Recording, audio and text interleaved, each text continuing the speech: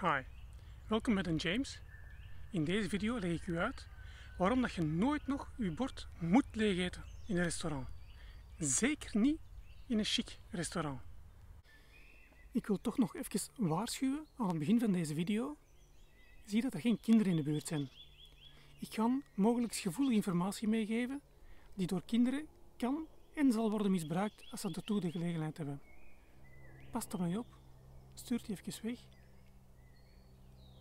Klaar? Oké.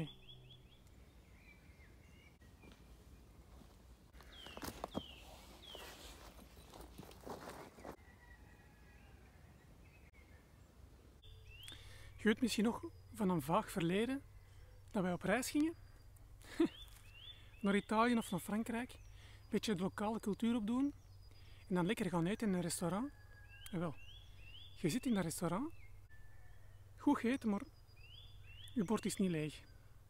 Het was te veel. Of er zijn een paar dingen die dat je echt niet lust. Wat zeggen wij dan meestal? Zeker tegen de kinderen. Weet je wat dat kost? Wil je wel eens maken dat je bord leeg is? En zeker een dag legt mijn collega Roel mij iets uit waar dan mijn kinderen hem tot op de dag van vandaag nog altijd dankbaar voor zijn. Roel en ik, wij werkten allebei op de afdeling Finance van een groot bedrijf in Brussel, waar wij als taak hadden om de cijfers en de uitgaven uit te leggen aan het management.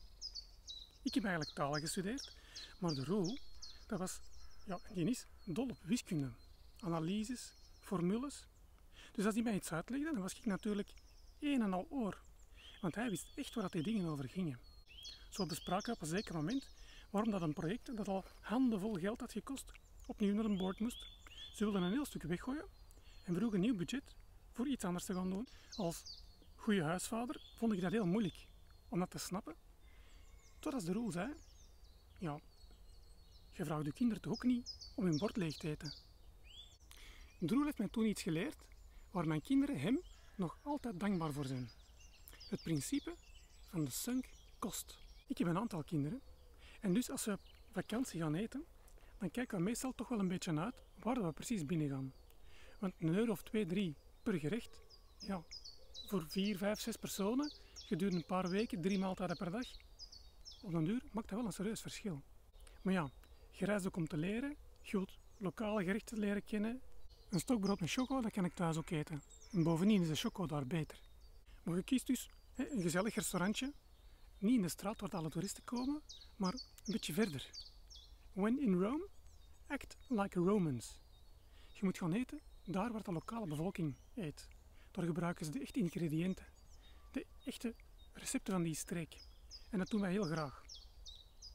Als het nu niet vertaald is naar het Engels, wel, dat is al een hele goede hint. Vergeet niet, deze is uw vakantie. Hè? Hier worden herinneringen gemaakt voor het leven. Wat is dan de link tussen die sunk cost en het leegeten van uw bord? Sunk cost wil zeggen, de kosten die je gemaakt hebt, die zie je nooit meer terug. Dat geld, dat is weg. Het enige waar je nog invloed op kunt uitoefenen, is de toekomst. Herinnering aan die maaltijd, aan die avond, aan die vakantie, was dan een toffe ervaring in zo'n chic restaurant zitten. Knap gedecoreerd, 17e eeuw, lokaal gerechtje met een paar heel lekkere dinges, een paar minder dinges, of echt veel te veel. Of, oh my, toen weet je nog dat ik mijn bord moest leegeten. Papa heeft daar een sein gemaakt in het restaurant en daar zijn al woorden gevallen. Dat kun je nog wel veranderen.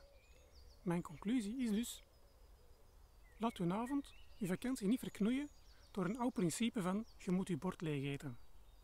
Wat je natuurlijk wel kunt doen, is opschrijven, dat restaurant, grote porties of die ingrediënten moet ik nooit meer hebben. En dan bestel je dat niet meer. Veel beter toch?